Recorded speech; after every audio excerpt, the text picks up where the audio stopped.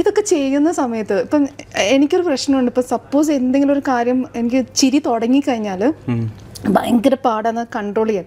പിന്നെ ചിലപ്പോൾ ഡയലോഗ്സ് ഒക്കെ നമ്മൾ ഡയലോഗ്സ് അല്ല ഇൻ്റർവ്യൂവിന് ഇതൊക്കെ ചെയ്യാൻ ഭയങ്കര പാടായിരിക്കും. അപ്പം നിങ്ങളെങ്ങനെയാണ് ഒരു സെറ്റിൽ ഇപ്പോൾ ഏറ്റവും കൂടുതൽ ചിരിച്ച് അലമ്പാക്കിയ സെറ്റ് ഉണ്ടായിട്ടുണ്ട്? കാരണം നോക്കിയ രോമാഞ്ചമുണ്ട്, അതിലെല്ലാവരും അലമ്പാണ്.